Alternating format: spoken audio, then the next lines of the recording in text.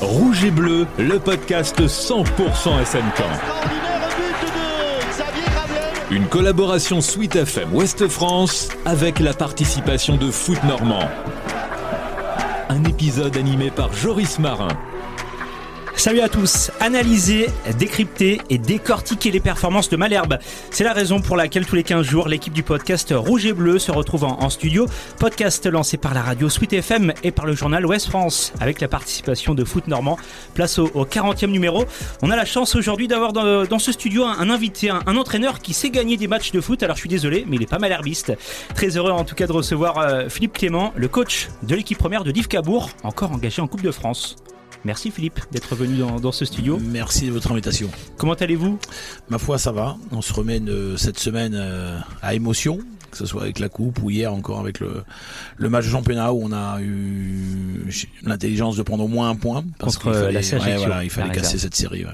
Un peu malherbiste quand même, parce que vous avez joué gamin au SMC d'ailleurs, jusqu'à quel niveau ? Ouais, j'ai joué pendant 9 ans, de 11 ans à 20 ans, jusqu'en réserve. Donc c'était l'époque...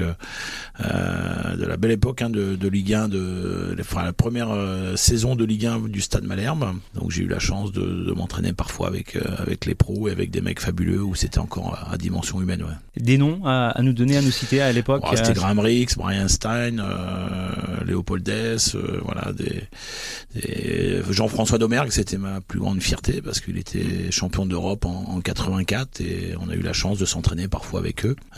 Et c'est tout un honneur pour nous à l'époque, quoi. Vous avez également été éducateur ou pas au SMC ? Ah oui, j'ai été éducateur. Alors c'est parce que Pascal Théo me voyait tout le temps traîner à jouer au foot au Stade Malherbe. Moi j'habitais pas loin de la Grâce de Dieu. Je viens de la Butte à la base et je faisais du stop pour aller au stade le mercredi. Et il m'a dit bon tu m'emmerdes à traîner comme ça. Alors j'étais au club Bousse au baby foot et il m'a dit tu vas entraîner les gamins avec Philippe Montagnier. Quand on connaît maintenant la carrière de Philippe Montagnier, j'étais à bonne école. C'est le prénom qui fait ça. Je sais pas si c'est le prénom, mais bon, on va engager un Philippe à Malherbe. Voilà. Et en tous les cas, donc je me suis pris au jeu. J'ai beaucoup aimé. J'avais les débutants avec Philippe Montagnier qui était responsable de la catégorie et notre fameux Pascal qui était responsable de toute l'école de foot qui était encore joueur de l'équipe première. Et c'était tout un honneur pour moi de rentrer dans cette équipe technique du Stade Malherbe. Ouais. Alors ne me prenez pas pour Bruno Balthazar. Non, je n'ai pas décidé de remanier l'équipe du podcast, mais pour la première fois dans cette émission, Ouest France n'a qu'un seul représentant. Salut Morgane Huguen. Salut Joris, salut tout le monde. Rassure les auditeurs s'il te plaît, Gaëtan Briard et Valentin Pinault se portent bien, n'est-ce pas ? Oui, Valentin revient d'une semaine sur l'arrivée du Vendée Globe. Donc fallait bien lui laisser un petit peu de repos quand même. Et puis voilà, c'est les jeux de repos où des fois on n'est pas tous là, mais tout le monde va très bien. Bon, tu vas parler pour deux aujourd'hui. Oui, pourquoi pas. Tu vas faire comme Mathieu Billot de Foot Normand. Salut Mathieu. Salut à tous. Tu parles pour deux toi, non ? Je sais pas, je pierre. Je vois qu'on m'attaque direct. Non, mais c'est un compliment, parce que tu as des choses à dire, En tout cas, toujours titulaire, un peu comme Alex Mendy. Ouais. Attention, parce qu'il m'arrive pas le sort de Romain Thomas, c'est ça le problème. Le SM Caen va-t-il se maintenir en Ligue 2 à l'issue de cette saison ? Nos débatteurs vont se mouiller et répondre à cette question. Les Rouges et Bleus ont connu une 5e défaite consécutive en championnat ce week-end. Du coup, ils reculent à l'avant-dernière place. Le club est en grand danger. On y revient dans quelques instants. Un coup de cœur aussi dans cette émission consacrée au magnifique parcours en Coupe de France de Div Cabourg, une équipe qui sait gagner. Allez, on donne le coup d'envoi de l'émission. C'est parti. Zou. C'était le match de la peur. À la lutte pour le maintien en L2, l'AC Ajaccio et le SM Caen se sont affrontés ce 17 janvier. Nouvelle défaite pour les Rouges et Bleus, le score 2-1. Et pourtant, Mathieu Billot, ils avaient ouvert le score, nos jeunes canets, nos petits canets. Ouais, sur un but visiblement hors jeu, sur sa première frappe du match. Et au terme d'un match inqualifiable en termes de contenu. Mais ils avaient ouvert le score, ouais. Mais ça n'a pas suffi. Non, c'était... Moi, je me suis infligé ça en replay. Parce que j'étais pas dispo en direct. T'étais sur le derby entre Avranches et Granville, vendredi soir. C'était très très dur à regarder. T'as regardé le match en accéléré peut-être ? J'ai certaines séquences, c'était très très dur en termes de contenu. Alors même si forcément quand le 17e accueille le 16e, on s'attend pas à des envolées. Mais non, c'était très très dur. Enfin, Ajaccio a fait le match d'ailleurs qui devaient faire, qu'ils pouvaient faire avec leurs armes du moment. Concernant Malherbe, c'était un petit peu plus tristouné quand même. Morgan Huguen, logiquement battu cette équipe du SM Caen. C'est ça. C'est vrai que même sur les derniers matchs, on voyait que même s'il n'y avait pas d'efficacité dans les derniers gestes offensivement, on voyait quand même des petites séquences intéressantes. Et là, on n'a pas retrouvé ça. Et malgré le fait aussi que le coach fasse des changements, parce que on a vu par exemple Romain Thomas qui pour la première fois a été sur le banc depuis son arrivée à Malherbe. Avec une charnière, une nouvelle charnière avec Alex Moussunda. Ibrahim Traoré. Et on voit que malgré ces changements-là, il y avait aussi Ilyes Najim titularisé pour la première fois à la place de notamment de Gomis, tout ça. Il y a Kérémé qui est revenu. Enfin, on voit des changements et malgré tout, on voit pas de changement dans le jeu, on voit pas de mieux, on voit pas ce petit plus dans l'énergie on voit pas une équipe qui est en train de se battre pour son maintien, je trouve, pour le moment, quoi. Philippe, vous n'avez pas pu regarder cette rencontre parce que vous aviez entraînement avec vos joueurs de Nice Cabourg.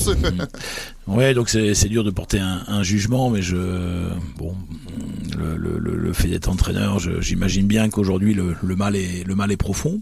Preuve en est, c'est que avec Nico ça fonctionnait pas, et là avec le nouveau, ça a l'air d'être aussi très difficile. Donc je pense que c'est une spirale collective qui est en danger. Le club, j'irais, parce que il y a eu du renouveau. Alors tout le monde est arrivé avec des bonnes intentions, parce que je trouve que il faut pas oublier non plus que la famille Mbappé a peut-être sauvé le club du Stade Malherbe. Donc financièrement, financièrement. Donc ça, on peut pas l'occulter. Simplement, la mise en place a été difficile, avec des personnes nouvelles à l'intérieur de ce club qui sont déjà plus là. Donc ça, c'est quand même des choix qui paraissent un peu bizarres de l'extérieur. Moi, je me permets pas de juger, mais je pense qu'il faut un socle fort quand même dans n'importe quel club, parce qu'aujourd'hui on parle surtout de finances, mais il y a pas que ça. Avant tout, que ce soit les dirigeants, que ce soit les groupes importants comme ça qui prennent en charge un club, il faut de l'humain à l'intérieur de tout ça.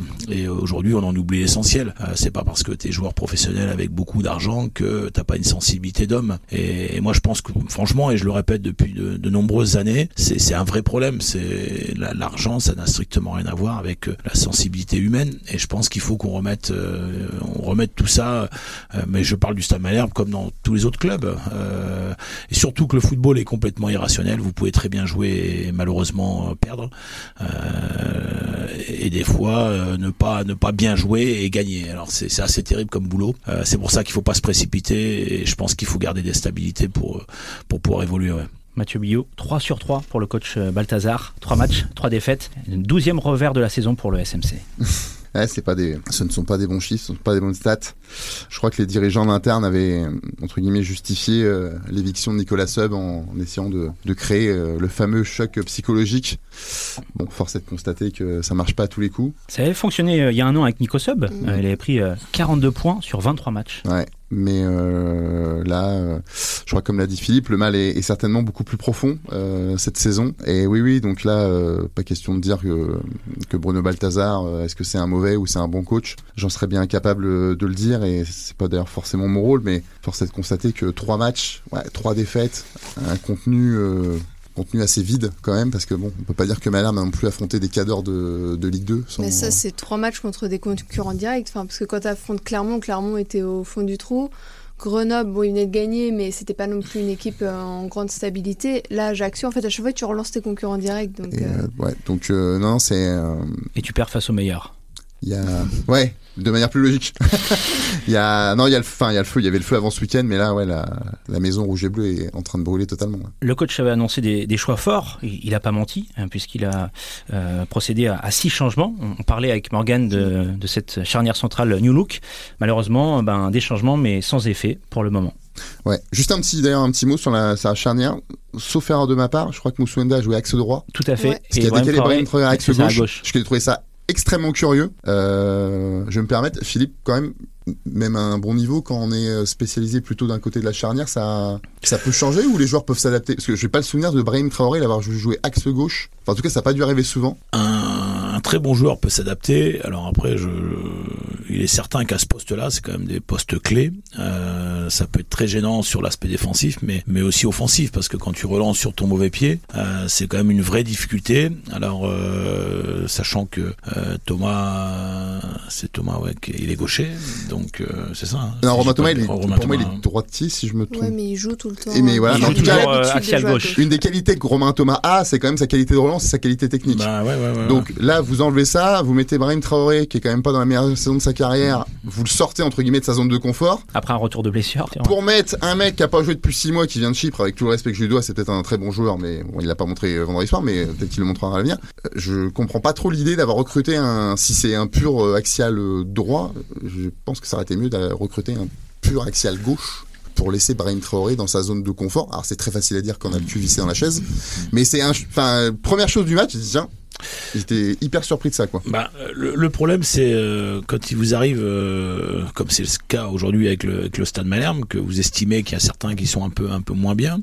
D'un problème, vous faites plusieurs problèmes. Et c'est tout le danger, nous, dans notre fonctionnement de coach, c'est des fois de se dire bon, faut changer parce que ça fonctionne pas, mais faut vraiment regarder en profondeur le contenu. Et est-ce que un garçon comme Romain Thomas, de par son expérience, sa sagesse quand même et son influence, je parle d'homme avant tout, est-ce qu'il n'aurait pas été précieux sur un match aussi charnière que Ajaccio, plutôt que de lancer quelqu'un qui connaît rien de l'équipe et du Stade Malherbe et autres.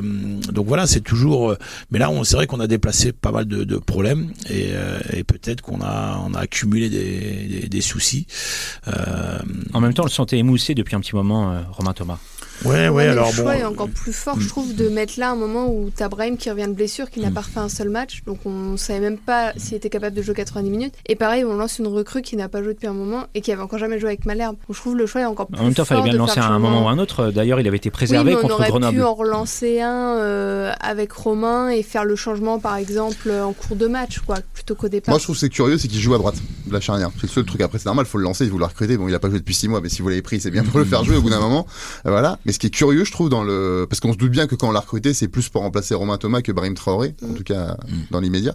Mais ce qui est curieux, je trouve, c'est que du coup, en fait, ça fait pas un changement, ça en fait 2. Et du coup, les rares séquences que j'ai vues, Brahim Traoré, qui est pas non plus le meilleur relanceur du monde, oui, sur son pied gauche. C'est vrai qu'à l'entraînement, quand j'étais passé dans la semaine d'entraînement, c'était déjà comme ça, ouais. Ouais, donc je pense que c'est voulu par le coach. Non, mais je pense que c'est un profil spécifique. Alex Moussouenda, c'est un axial droit, peut-être un pur axial droit qui lui ne peut pas s'adapter à gauche. Mais ce qui est curieux, c'est de recruter un joueur comme ça si vous savez que, alors c'est la vérité que d'un match et ils me feront certainement mentir, on l'espère, des Guingamp les matchs, et Brahim Traoré fera un grand match axe gauche, il y a pas de souci. Mais c'est quelque chose qui m'a surpris. Voilà. Mais après c'est un détail dans le marasme ambiant, c'est certainement juste un détail. Les 2 buts d'Ajaccio ont été inscrits sur coup de pied arrêté, ce qui n'a pas plu au défenseur canet Quentin Lecoche.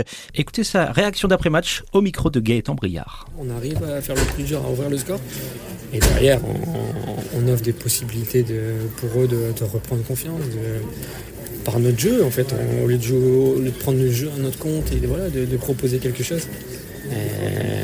Voilà, on se chie dessus, c'est ça. Voilà, on manque de caractère, on manque de personnalité. On mène 1-0, justement, c'est de donner confiance, de nous forcer à continuer à jouer, à proposer quelque chose.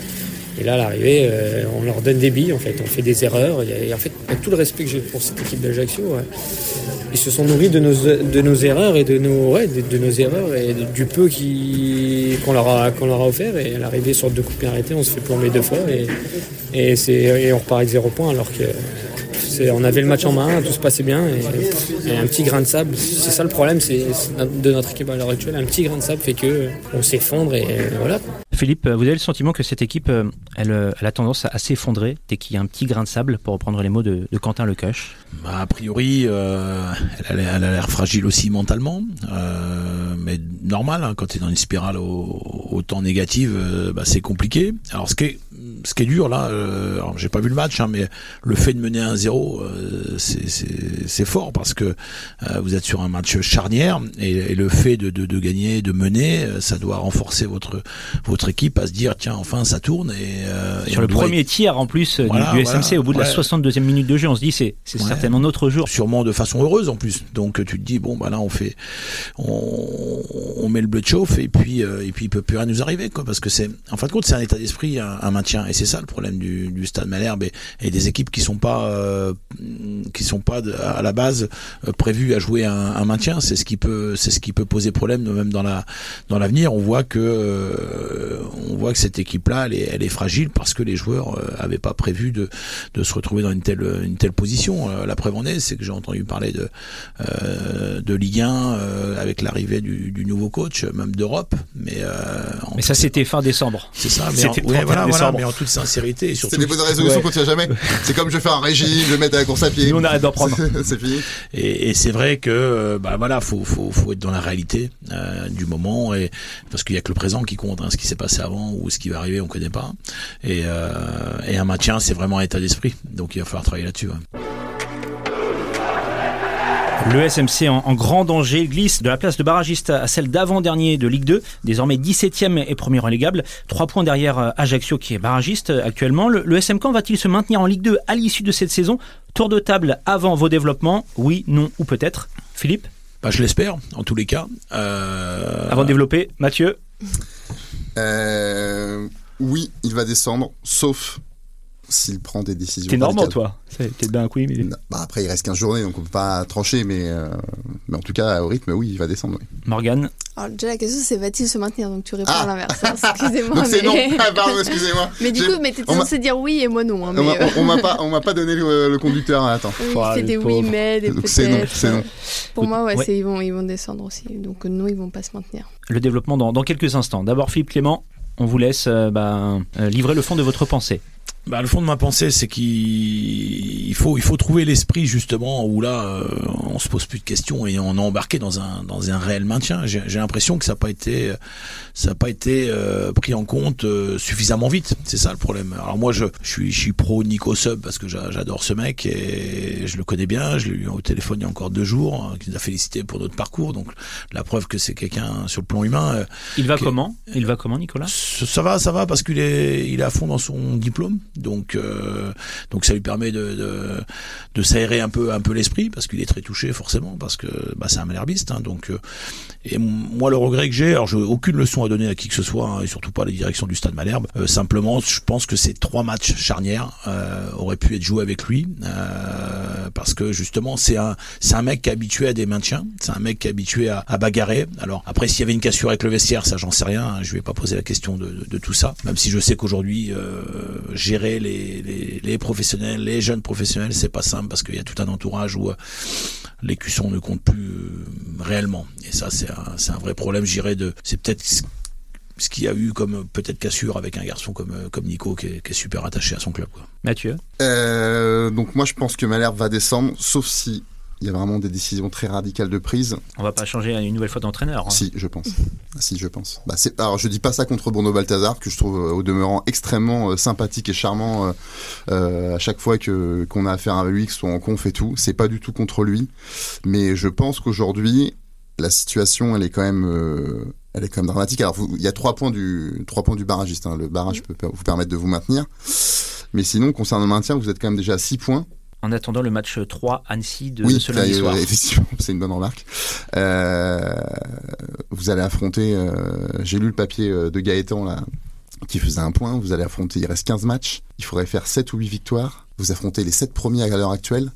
Waouh, vous partez de loin quand même là. Et vu ce que vous avez montré dans le contenu en fait, parce que vous pourriez perdre 1-0 après avoir fourni un bon contenu et c'est un peu la saison, y a rien qui fonctionne, on est vraiment dans la nasse, on perd sur un but hors jeu. Mais non, en fait, vous proposez rien. J'ai pas l'impression que Bruno Balthazar soit le bon coach pour ce Stade Malherbe. C'est-à-dire, moi très clairement, là faut un pompier de service. C'est un truc galvaudé, mais je sais que je peux pas me faire des amis, mais il faut un Pascal Duprat ou il faut pourquoi pas Patrice Garande. Des mecs qui connaissent la Ligue 2, qui connaissent le club, qui soient capables de remobiliser ce groupe parce qu'il l'est pas là et c'est catastrophique. Et là, s'il continue comme ça, je vois un peu Bruno Balthazar qui essaye d'instaurer, j'ai l'impression un peu un jeu de possession. Et c'est ce qu'il avait dit, ouais. Et c'est génial, tant mieux, il y a pas de souci, un petit 4-1-4-1 bien, mais non, là je pense que tu vas droit dans le mur là si tu continues comme ça. Donc et c'est vraiment pas contre lui parce qu'au demeurant je le trouve hyper sympa et tout, mais moi je crois qu'il faut vraiment quelqu'un capable de rentrer vraiment dans la gueule des joueurs, vraiment capable de les secouer, quelqu'un qui connaît très bien le championnat, quelqu'un aussi qui, je pense, alors ça sera pas Pascal Duprat parce qu'il est éminemment pas populaire auprès du Stade Malherbe, même si on a un peu oublié que quand il est arrivé, il avait déjà été un incendie à l'époque, mais voilà, mais aussi capable, je pense, il faut aussi se rabibocher avec le public, de manière très forte, parce que sans public, vous n'y arriverez pas à Malherbe. Donc il faut qu'il y ait un acte fort de la part de la direction, capable de rabibocher. Quand vous voyez toutes les réactions des gens sur les réseaux sociaux, on va dire que c'est que les réseaux sociaux, mais certaines personnes, je les connais pas personnellement, mais je les connais un peu. Quand j'entends, ouais, ça m'intéresse plus Malherbe, j'avais oublié qu'il y avait un match vendredi et tout. Oh, mais c'est pas le changement d'un nouvel entraîneur qui pourrait changer la donne, Bien sûr que si. Si c'est un acte fort, si c'est quelqu'un qui représente quelque chose pour Malherbe, je pense que ça peut agir comme un déclic. Morgane.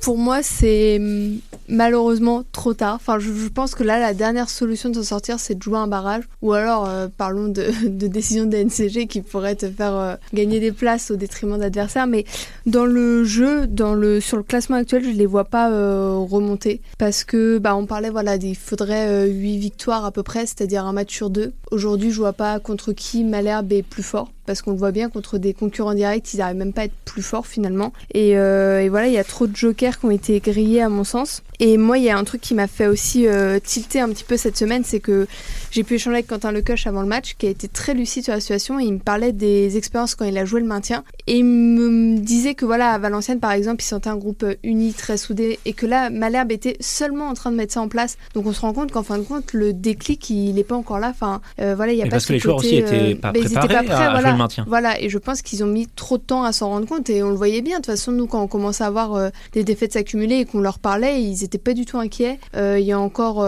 quelques mois, on nous parlait de Ligue 1. Voilà, on nous parlait encore, non, mais on peut remonter, on peut se replacer. Avant de parler, on peut éloigner la zone rouge. Donc voilà, j'ai l'impression d'avoir une équipe pas prête qui, parfois, me fait penser aussi un peu à Bordeaux, ce qu'ils ont vécu. Enfin voilà, des gros clubs comme ça qui se retrouvent à jouer une partie de tableau dont ils n'espéraient pas. Et voilà, je pense que là, ça va être une fin de saison très très difficile. Les Rouges et Bleus n'ont plus évolué en 3e division française depuis 40 ans. Philippe, est-ce que cette était au club. Philippe, est-ce que cette équipe a le mental pour se sauver ?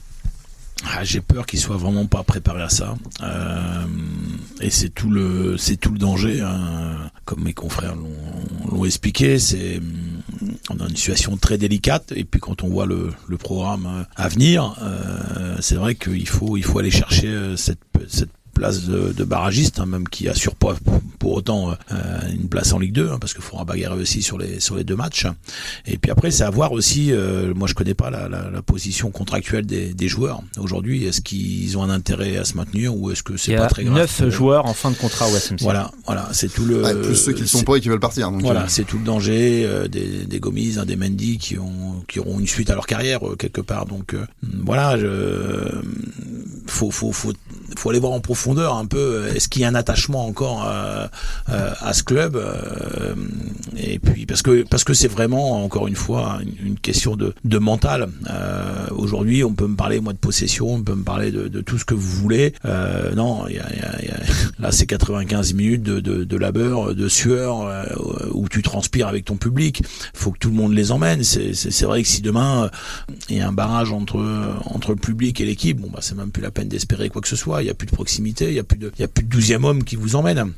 Et moi je crois qu'il faut choper ces leviers-là pour que les joueurs prennent conscience et puis réellement les bouger pour qu'ils se transcendent. Après on leur demande pas d'être beau, on leur demande d'être bon et surtout dévoué à la cause du Stade Malherbe, quoi. Je crois que Malherbe est la seule équipe qui n'a pas gagné en 2025 d'ailleurs en Ligue 2. Donc La dernière victoire c'était le 2 novembre contre Bastia. Ouais. Alors il y a eu un succès depuis au moins en Coupe de France contre Bolbec, équipe de R1. On va pas en parler. Moi je suis totalement d'accord avec ce que dit Philippe. Je crois vraiment que on parle même plus de football, on parle même pas de jeu, on parle même plus de tactique. Là, mais c'est vraiment d'état d'esprit, d'attitude. Ça se passe dans la tête, ça se passe. Voilà. Mais il faut. Tu passes pas du jour au lendemain en disant t'es au fond de la cave et tout d'un coup tu vois, il faut il se passe des choses, il faut qu'il y ait des gens, des moteurs. Il y a 4 ans quand même le club a failli descendre.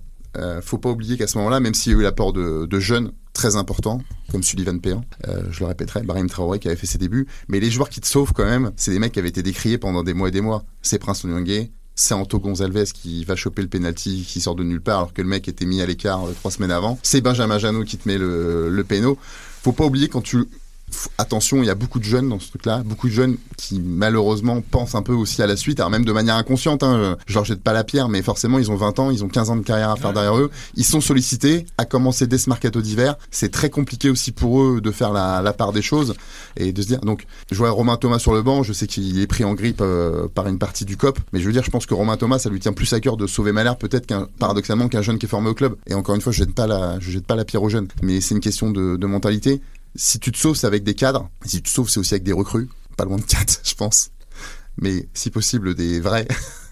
Sans vouloir être méchant, mais vraiment... Le coach l'a dit en conférence de presse d'avant-match, amener 3-4 nouveaux joueurs tout en faisant maigrir ce groupe. Ouais, alors attention aussi, c'est vrai que le coach, hein, je jette pas la pierre, mais je trouve qu'il tient un peu beaucoup sur son groupe, ça fait 2-3 fois, faut faire attention quand même. Garçon, va falloir quand même que tu joues avec jusqu'à mi-mai si tu veux te sauver, donc recruter des joueurs c'est compliqué, mais en faire partir c'est deux fois plus compliqué. Donc attention, il faut que tout le monde soit vraiment dans le même bateau. Et pour terminer là-dessus, moi je pense aussi qu'il faut que la direction se mouille un peu plus. Et puis il faudrait que les recrues n'arrivent pas trop tard non plus parce que finalement on est déjà mi-janvier bien passé. C'est toujours le problème. Et voilà, et on n'a eu qu'une recrue qui n'a joué pour le moment qu'un match. Voilà, c'est aussi des choses parce que si les recrues sont aptes qu'à partir de mi-février, ça va commencer à faire tard. Une recrue qui a reçu un 4/10, hein, c'est la note de West France après sa prestation à Ajaccio. C'est pas si mal. C'est exactement, c'est correct. Des progrès à réaliser. Non, mais voilà, on va pas tirer. Non, mais le match d'avant, j'avais mis 2 à la charnière centrale, je crois. Mais donc, pas à tirer, mais moi je crois aussi vraiment pour revenir à la direction. Alors je crois pas que c'est, encore une fois, c'est pas contre lui qui dit ça, mais je crois pas que c'est Zian Hamoud, mais là il faut quelqu'un, je vais pas dire, mais toutes les semaines, il faut qu'il soit dans les médias, toutes les semaines, il faut qu'il soit avec le public. Il faut aussi protéger. Faire corps. Et il faut aussi protéger le groupe, ça veut dire qu'il faut accepter de prendre les coups à la place des joueurs et que le coach ou le président ou le directeur sportif ou qui est responsable du recrutement, ils prennent la parole, même si c'est pour dire des fèves, tant pis, ils vont se faire traiter de tous les noms, mais pendant aller en première ligne. Il faut aller en première ligne. Là, si vous laissez les joueurs en première ligne, vu comme c'est parti, moi j'y crois pas un seul instant. Donc là, je sais pas si c'est prévu, j'ai pas eu les supporters avant qu'on réalise l'émission, mais j'espère que la direction va faire un pas vers les supporters cette semaine en faisant un main honorable, en mettant son ego de côté, en disant oui, on a fait de la merde depuis qu'on est là, c'est clair. Maintenant, on est dans une situation catastrophique. Il faut qu'on sauve l'essentiel. Et voilà, il faut vraiment que vous soyez avec nous. On fera un point au mois de juin, au mois de mai, quand ce sera fini. Mais là, il faut vraiment que chacun mette son ego de côté. Et parce que si vendredi soir vous avez des olés ou des manifestations un petit peu humoristiques et sarcastiques dès que vous ratez une passe, un contrôle, ça va pas le faire. Simulation d'un but. Ça va pas le faire. Donc il faut vraiment, j'espère vraiment que les dirigeants cette semaine, ils vont décrocher leur téléphone, ils vont appeler les supporters pour leur dire vraiment, il faut faire un appel à l'union parce que sinon ça n'ira pas. Il ne faut pas croire que ça va, tout d'un coup on a l'impression que ça va changer du jour au lendemain, c'est pas possible. Moi je me rappellerai toujours de cette saison en 2015, dernier de Ligue 1. Moi je suis rentré chez moi, c'est la première année que j'étais à Malherbe, j'ai dit à tous mes potes, Ligue 2 assuré. Donc ça c'était à la trêve fin 2014 avec 15 points. Et après il s'est passé des choses. Vous avez fait, d'ailleurs vous avez manifesté votre confiance au coach à l'époque qui était en place, qui s'appelait Patrice Garande. Vous avez accédé à certaines de ses demandes. Vous avez agi sur le mercato avec des joueurs qui ont eu un impact concret sur les 5 mois de compétition qui restaient. Vous avez fait partir des joueurs, très important, et surtout le club faisait corps. Alors c'était à l'époque de l'histoire de Nîmes où Jean-François Fortin était en retrait. Voilà, mais tout ça faut s'en rappeler, je pense. Et je pense que l'équipe actuelle ferait bien de se plonger un peu dans les archives du club pour voir comment ça fonctionnait avant. Je me tourne vers le coach. Est-ce que sur le terrain, il faut mettre une équipe? Est-ce qu'il faut mettre un 11 et ne pas trop le changer? Arrêter sans cesse de nouvelles compositions? C'est toute la question, mais oui, il faut trouver un équilibre à un moment donné, et puis il faut choisir à la fois les joueurs et les hommes, les mecs qu'on sent qui sont réellement concernés par la situation. Hein. Moi, je pense qu'il faut faire un retour en arrière aussi sur le fait que quand le projet Mbappé est arrivé, j'ai peur que certains joueurs, notamment, se soient mis dans un confort, parce qu'on se dit, il ne peut plus nous arriver grand-chose. C'est sûr que sur un point de vue économique, je pense qu'avec un groupe un projet Mbappé, vous êtes moins en danger que n'importe quel autre projet. Et le souci, c'est ça, c'est qu'inconsciemment, je pense qu'il y a eu un confort, parce que comment c'est possible que aujourd'hui ça ne fonctionne pas, alors qu'avec Nico Sup ça fonctionnait, parce que là il y avait une peur de pas descendre l'année dernière. Là, à aucun moment personne s'inquiète de quoi que ce soit, vu de l'extérieur. Et il faut faire attention, parce qu'à un moment donné ça peut être trop tard. Et quand j'entends les chiffres là, une victoire sur 2, j'avoue que je connais un peu la compète, c'est pas si simple que ça, surtout quand vous êtes embringué là-dedans dans ce maintien. Donc moi je pense que il y a une mentalité qui alors c'est pas de la faute du tout du du projet Mbappé. Au contraire, ils sont venus là. Mais j'ai l'impression que une atmosphère de confort s'est créée et les joueurs sont peut-être un peu moins dans l'effort.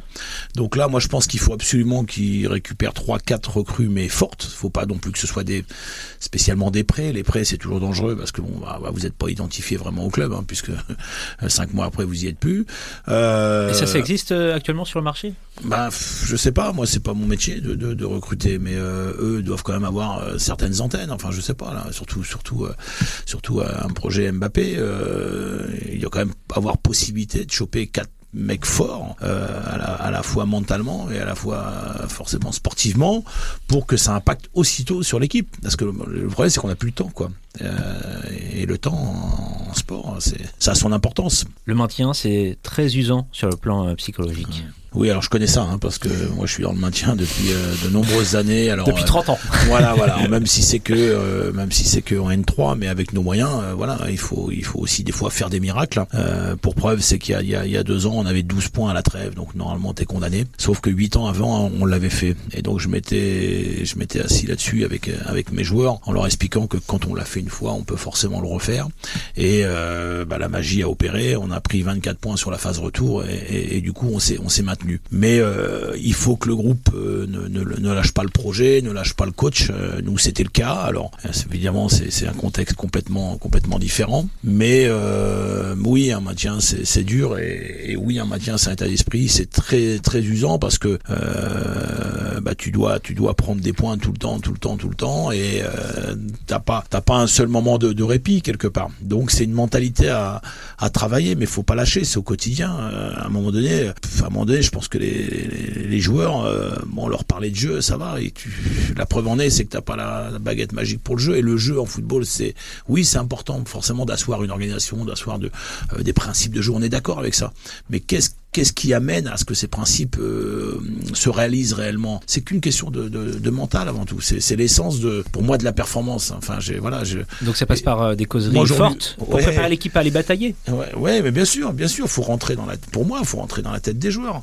On me parle des fois de vidéo. Alors forcément, vidéo, c'est un outil exceptionnel. Ça permet de remplacer une séance de travail. Et puis on peut prendre un joueur individuellement pour expliquer que justement, il est pas dans l'effort contre effort. Plutôt que des fois, t'es mal placé. Mais oui, t'es mal placé. Ok. Mais est-ce que aujourd'hui le Stade Malherbe, ou d'autres équipes qui se maintiennent, est-ce que les garçons sont dans un projet de bloc quand on attaque, un projet de bloc quand on défend, d'être ensemble, tout simplement. Mais ça amène au moins une solidité. Et je pense que s'ils avaient pu avoir cette mentalité à Ajaccio, ils auraient peut-être gagné 1-0. Mais il faut être dans la notion d'effort contre effort. Faut se surpasser. Ils ont plus le choix. Mais voilà, c'est un état d'esprit. On peut me dire ce qu'on veut. Enfin, moi, ça fait 31 ans maintenant que je suis entraîneur à mon petit niveau. J'ai aucune certitude. J'ai quelques convictions, mais j'en ai une qui est forte.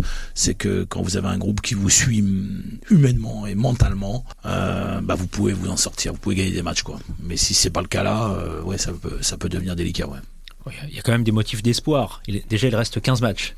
La possibilité de prendre des points. Il en reste 5, c'est compliqué, effectivement. Ouais, je te l'accorde. Et il faut que ça commence dès ce vendredi contre Guingamp. On y croit, on est optimiste, Morgane? Guingamp, une équipe qui carbure en ce moment, qui se replace qui est actuellement, je crois, 5e en attendant le match d'Annecy ce soir. Après 2 victoires de rang. Voilà, donc c'est une équipe qui, il y a quelques semaines, jouait le milieu de tableau et qui là peut se dire, tiens, on peut regarder vers le haut, parce qu'ils sont à 2 points du 2e, si je me trompe pas. Donc c'est pas simple, mais aucun match ne sera simple. Enfin, si on se disait qu'Ajaccio était simple, la preuve que non, donc bon. Rien de mieux à dire. C'est quand même lassant, Philippe, quand on est suiveur, observateur, supporter du Stade Malherbe, de revivre chaque année quasiment les mêmes saisons depuis quelques temps maintenant. Oui, je me doute que pour un supporter qui voue des fois sa vie quasiment au Stade Malherbe, moi je pense à ceux qui font des déplacements de dingue là, et que s'ils voient que ça manque de sueur parfois sur le maillot, je peux comprendre leur frustration. Le fait de jouer le maintien, après, c'est toujours des questions aussi de moyens malgré tout, donc on sait que Malherbe aujourd'hui bon, même s'ils ont des moyens structurels et autres, c'est pas toujours facile. Donc, mais ouais, je peux comprendre la frustration du public et notamment des supporters. Mais aujourd'hui, il faut malgré tout qu'ils fassent front avec leur équipe, parce que s'ils veulent au moins un maintien, parce qu'ils soient frustrés sur les maintiens, mais aujourd'hui ça peut être pire que le maintien, c'est-à-dire que si c'est pour aller en national, après c'est encore un autre problème. D'ailleurs, c'est peut-être la question de savoir comment ça se passerait s'ils descendaient. Alors d'après ce que j'ai pu comprendre, il n'y aurait pas de mouvement là-haut au niveau de la direction, hein. Ils assumeraient. Ce que je pense aussi foncièrement, moi, la famille Mbappé, je pense que c'est des gens bien. Alors c'est jamais facile d'être exposé autant qu'ils le sont, hein. Faut le vivre à mon avis pour le comprendre. Mais quand je vois leur Assos 98 par exemple, qui amène à aider des enfants et de divers horizons, donc ça c'est important. C'est pas que les gamins du 9-3 où il y a des gamins qui sont en difficulté dans le 16e et donc ils font un mélange. Et ça, je trouve que de mélanger comme ça les classes sociales et humainement c'est bon. Donc justement, ce serait bien d'avoir un rappel aussi que pour réussir dans le sport, il faut un peu d'humain. Ouais. Un mot aussi avec cette surprise et le départ début janvier de Gérard Prêcheur, première recrue du projet des Mbappé après le rachat du SMC. Il était arrivé récemment comme directeur technique. On ne s'y attendait pas. Morgane, Mathieu? Non, on s'y attendait pas. Alors on l'avait eu dans ce studio. Oui, je pense d'ailleurs que ce passage a contribué au fait qu'il ne soit plus là aujourd'hui. Il avait l'intention d'imposer sa méthode. Moi, je pense que c'était alors pareil, on n'est pas à l'intérieur, donc on sait pas comment ça se passe. Moi, je pense que les choses qu'il a mises en place me paraissent de l'extérieur plutôt positives. Après, quand vous dirigez, vous managez des hommes. C'est pas Philippe, je pense, qui va me contredire. Et en 25 maintenant, on manage plus les hommes comme on le faisait en 94 ou voilà. Et donc aujourd'hui, moi, je pense que Gérard Prêcheur au niveau football, c'est quelqu'un de hyper compétent, mais vous pouvez pas arriver et dire à des gens qui sont là depuis 15-20 ans, qui ont des fois consacré une bonne partie de leur vie à ce club-là, vous dire t'es pas content, tu dégages quoi. C'est pas comme ça que ça se passe. Il y a les droits du travail, les droits des salariés. Ça, c'est vrai dans toutes les entreprises. Donc ça, c'est la première chose. Donc là, je pense qu'il y a une petite erreur effectivement de management. Et puis la deuxième, je pense qu'il a été déçu, Gérard Prêcheur, de certains choix. Alors, on dit qu'il n'était pas spécialement d'accord sur le renvoi de Nico Sub. Alors, j'en ai pas eu moi personnellement la confirmation. Visiblement, en tout cas, il n'était pas très très chaud pour Bruno Balthazar. C'est plutôt un choix de Reda Hammach, donc qui est le nouveau responsable du recrutement sur sa nomination officielle, et que je crois savoir qu'il s'était accroché très très rapidement avec Bruno Balthazar. Donc voilà. Et puis Gérard Prêcheur, il a un pouvoir très important dans la vie, c'est qu'il a le pouvoir de dire merde, je m'excuse, mais comme il nous l'avait dit. Surtout à son âge, à 65 ans. Il avait dit, moi j'étais à la retraite, je vais aller dans le Vaucluse, c'est ça, avec ma femme, j'ai ma maison en Ardèche, j'ai le soleil. Donc en fait, il nous l'avait dit, au PSG ils m'ont pas écouté, j'ai claqué la porte, à Malherbe ils l'ont pas écouté, il a claqué la porte. Bien sûr, ça se rajoute à tout ce contexte. Alors ça serait une saison où Malherbe serait 8e, je pense que ça n'aurait pas créé autant d'émoi en soi, mais là c'est encore une couche par-dessus une autre. Sportivement c'est dommage, mais encore une fois, je pense qu'il aurait fallu que tout le monde mette un peu plus d'eau sous vin, et c'est un peu compliqué, mais c'est dommage. C'est dommage parce que c'était quelqu'un vraiment je pense compétent sur le plan football. C'était un peu la première pierre du projet Mbappé justement, parce que ça a été la première personne qu'ils ont voulu mettre en place, donc ils avaient quand même une idée derrière la tête en le faisant venir. Il représentait quelque chose pour eux et ce qu'ils voulaient mettre en place devait leur convenir. Enfin voilà. Donc on se dit qu'ils partent aussitôt, c'est aussi que il y a eu je pense des incompréhensions sur des choses. Il y a, comme disait Mathieu, je pense au niveau management. Gérard Prêcheur est quelqu'un qui aime bien que les choses aillent vite et qu'on le suive rapidement dans ses projets. Je pense que là aussi la situation sportive de Malherbe a peut-être ralenti certaines choses dans le développement et que lui ça lui a pas plu. Enfin, il y a sûrement plusieurs explications à ça, mais c'est vrai que c'est dommage parce qu'on se dit il y avait quelque chose de même qui plaisait aussi aux supporters. Il y en a plusieurs qui disaient que c'était rassurant d'avoir un Gérard Prêcheur dans le projet parce qu'il connaissait bien le foot, il connaissait bien la formation, donc il allait faire progresser le club sur tout ça. Et finalement, en 6 mois, c'est déjà plus le cas, quoi. Dans le sens des arrivées cette fois, Reda Hammach, directeur du recrutement au ASM Caen, c'est officiel depuis le lundi 13 janvier.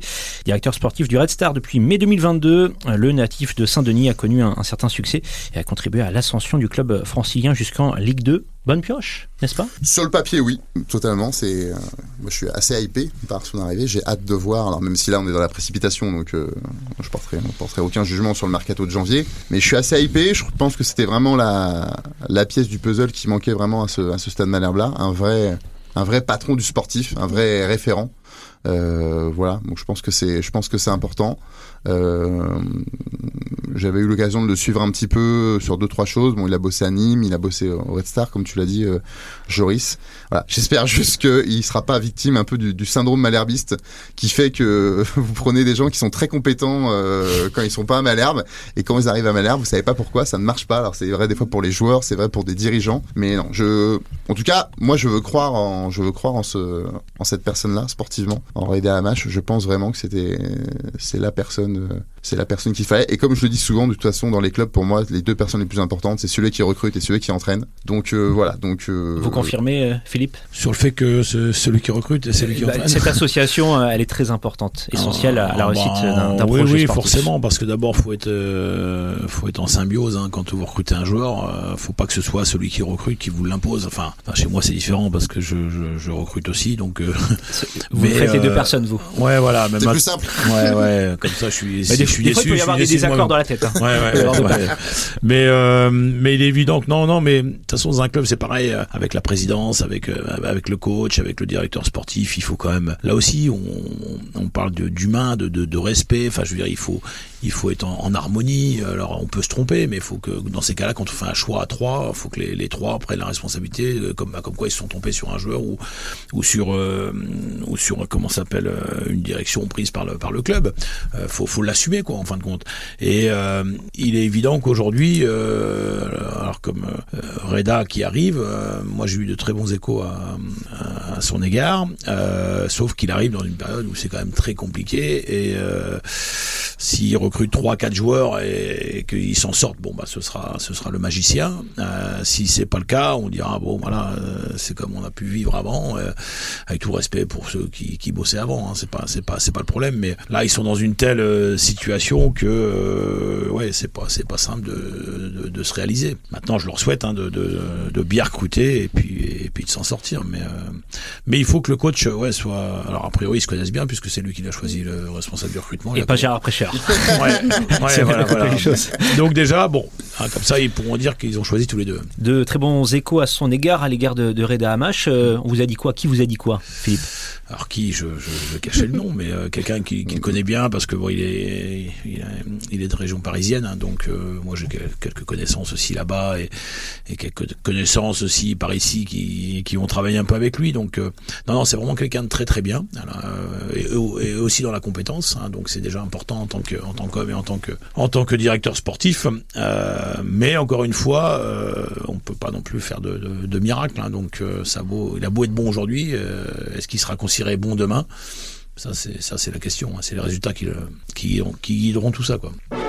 Rouge et bleu, le coup de cœur. On a un nouveau rendez-vous depuis le début de la saison, soit un coup de gueule, soit un coup de cœur. Morgane Huygen a adoré sa soirée du mardi 14 janvier. Alors non, elle n'assistait pas à un concert de son groupe de musique favori Indochine. Elle a suivi pour Ouest France le très bel exploit de Div Cabourg en Coupe de France. Div Cabourg, club de N3. Exactement, c'est une soirée de coupe comme on aime, j'ai envie de dire, avec un petit exploit à la fin. Alors certes, Div n'a pas éliminé une Ligue 1 comme a fait Bourgoin-Jallieu le lendemain contre Lyon au tir au but, mais voilà, Div a réussi l'exploit d'éliminer le Puy-en-Velay, une N2 qui cartonnait en championnat, qui je crois avait perdu qu'un seul match en championnat, et voilà, c'était une soirée de foot populaire comme on aime, avec du monde malgré le froid, et surtout un but là du capitaine Florian Suzanne qui fait exploser de joie tout le stade. Et c'est une belle histoire parce que on en avait parlé avant le match, qu'en plus il y avait le latéral droit Erwan Koutélé qui avait été suspendu, alors que c'est le match d'une vie un peu de jouer un 16e de finale de Coupe de France, et le coach ici présent m'avait justement dit on espère aller en 8e pour lui offrir ça.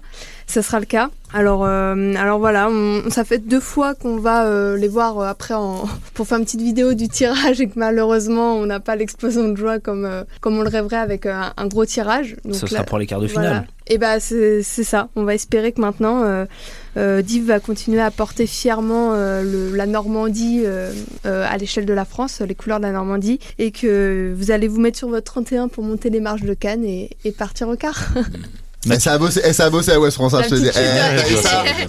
Ça vient pas les mains dans les poches, tranquille et tout. Festival, je l'ai entendu depuis un bout de temps, depuis le tirage. Mathieu, tu as été également présent au stade Heurtemat. Toi aussi, tu as bravé le froid. Au-delà de la qualification, qu'est-ce que tu as retenu de cette soirée ? Moi, j'ai retenu que je pense que c'est un véritable exploit, dans le sens où on avait tous dit, tous présenté un petit peu le Puy. Je pense que c'est beaucoup plus casse-gueule d'accueillir le Puy que paradoxalement d'accueillir, je veux dire, Angers ou Reims, par exemple, qui sont des écuries de Ligue 1, voilà. Ou Malherbe. Ah mais ils sont éliminés. Mais là, ouais, c'était déjà éliminé. C'était des clubs qui étaient encore en lice. Parce que c'est vrai que c'était vraiment une belle équipe, le Puy, un beau club. Hein, on va pas énumérer tout leur CV, mais et moi, je vais être franc. Bon, j'y croyais moyennasse. Je vais être parce que ça me paraissait, voilà, les mecs sont quand même venus en jet et tout. Enfin, c'était un match un mardi soir. Moi, je craignais beaucoup les conditions de jeu avec le froid et tout. Voilà, c'est vrai que j'y croyais moyennasse. Voilà. Mais heureusement, c'est pas moi qui, voilà. Et donc le match, je l'ai vu. J'étais en bord de pelouse et tout. Et même si la première mi-temps, ils ont souffert, mais ils ont fait ce qu'il fallait faire. Donc ils ont été solidaires, ils ont dégagé les ballons. Le gardien Max Zari a fait la parade qu'il fallait. Et après en seconde période, j'ai vu un tout autre match avec une équipe de Div qui a brassé cette équipe du Puy. Et puis quand ils ont marqué avec Flo Suzanne, je me suis dit les cons ils vont le faire. Et ils l'ont fait. J'aurais plus jamais d'intuition avant négative ou positive.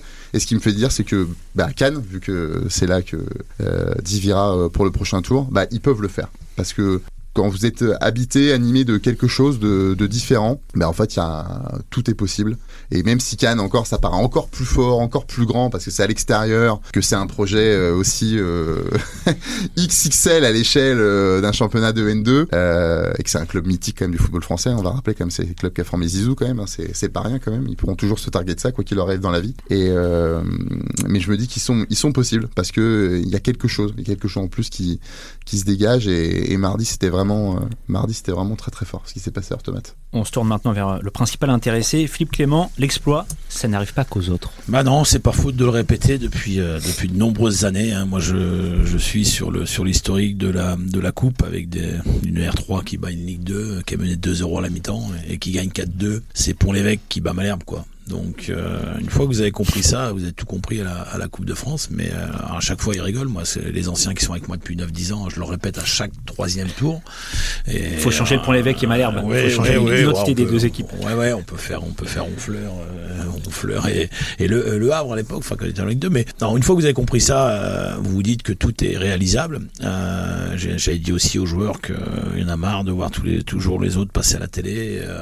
Et moi j'avais une pointe de jalousie, je l'avoue, parce que je sais qu'on est différent des autres, je sais qu'on peut vivre ça, et la preuve en est, c'est que on le vit, et j'avais envie de réaliser ça avec mon petit club, parce que ça le met en lumière, et c'est ce qui me fait plaisir, parce que au-delà de mon club, c'est plus de la moitié de ma vie, donc et je vis pour ça au quotidien. Ce matin, j'avais un message d'un collègue là avec qui j'ai passé mon diplôme d'assistant familial, qui me disait mais Philippe, tu m'as parlé d'humain, tu m'as parlé de tout ça, enfin bref, et lui est quelqu'un de très cultivé, très attachant, et je lui disais ouais, j'ai tu sais, le problème que j'ai, moi, c'est que je vais pas dire que je suis un culte, hein, mais je suis vraiment branché foot, branché club, branché mon club et branché humain. C'est vrai que à la limite, vaut mieux faire ce qu'on sait bien faire plutôt que de faire des choses ou de parler des choses qu'on maîtrise pas. Mais voilà, moi je suis tellement fier de ce qui se passe aujourd'hui. Et pour revenir sur ce que disait Mathieu, on a joué le samedi soir quand même, nous, pendant qu'eux avaient joué le vendredi. Alors j'ai jamais parlé de ça parce que je me cherche pas d'excuses, parce que on commence à s'affaiblir quand on se cherche des excuses. Mais on a joué un match à 10 en plus pendant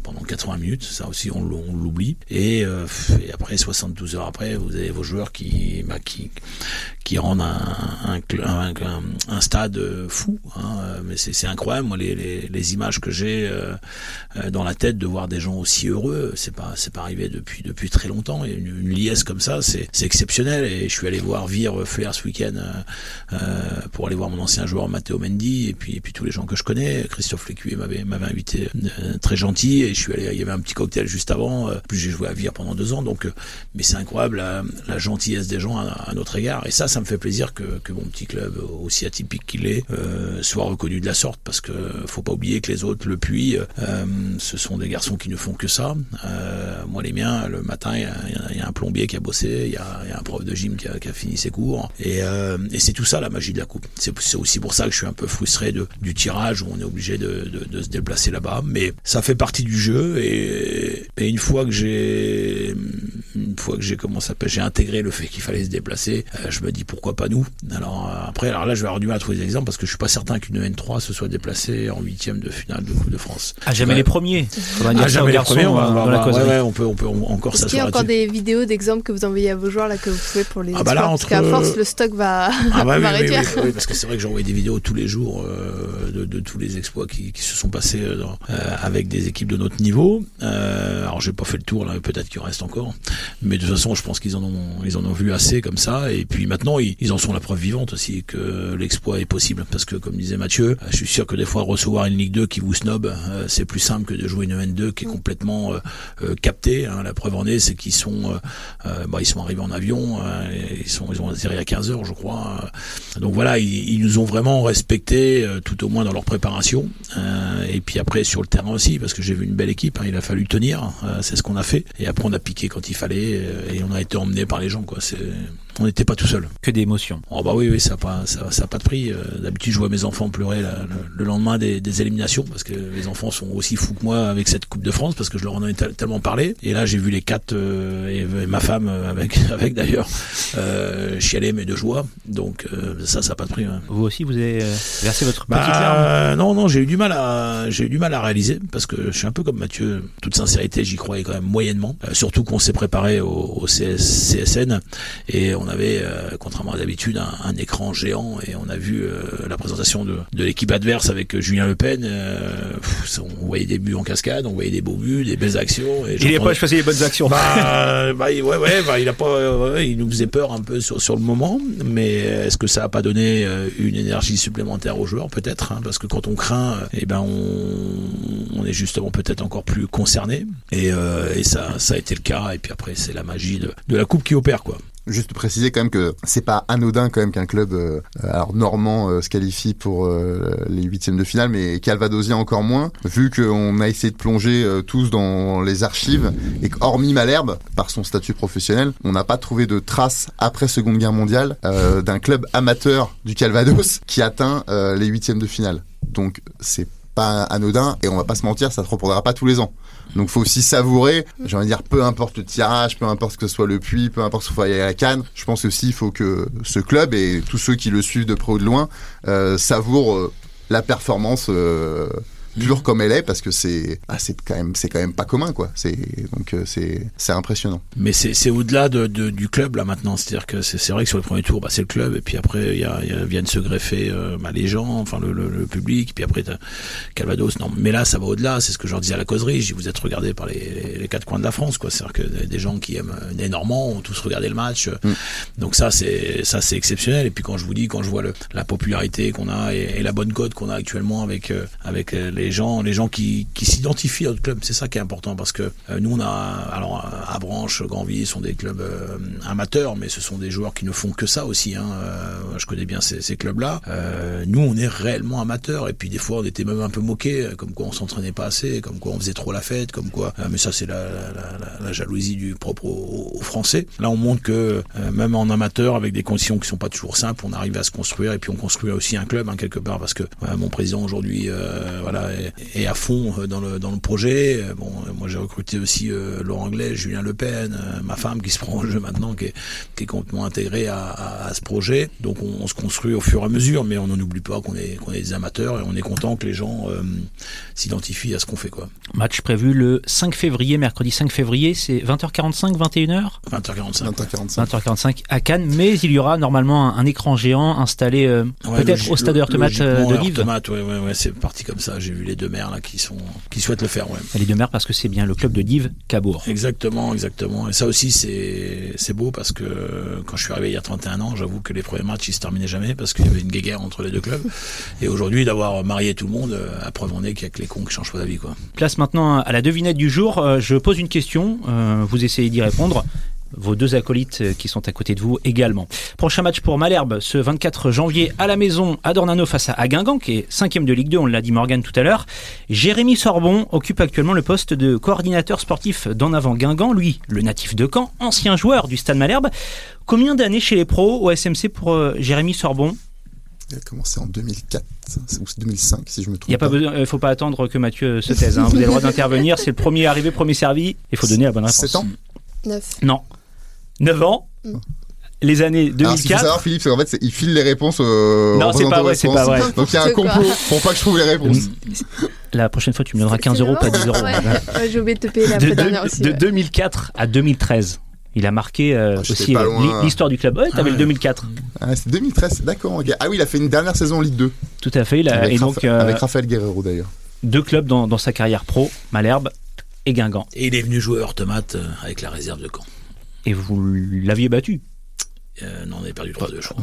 On peut réécrire l'histoire, Philippe. On va pas. Ce qui est fort, c'est qu'ils se souviennent du score d'un match qui date d'avant 2004. Il me semble que c'était ça. Parce qu'ils avaient une équipe exceptionnelle et 3-2, on était presque content d'avoir perdu que d'un but d'écart. Dans le précédent podcast, on s'était mis au portugais parce que Bruno Balthazar est portugais.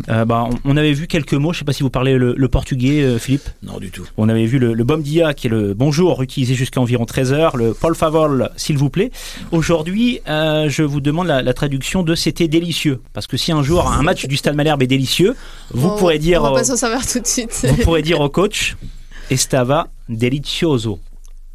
Et puis si vous voulez recruter des joueurs portugais, Philippe, au moins je pourrais vous transmettre mes connaissances. Mathieu, non, le portugais, toujours pas Non, le coach parle délicieux, un français parfait, donc nous n'avons pas à faire l'effort, on nous complaît dans notre fainéantise, du coup on n'a pas à apprendre cette langue, mais non, là-dessus, il est irréprochable, le coach Balthazar, sur sa maîtrise de la langue française. Les autres formations malherbistes également à l'honneur dans ce podcast.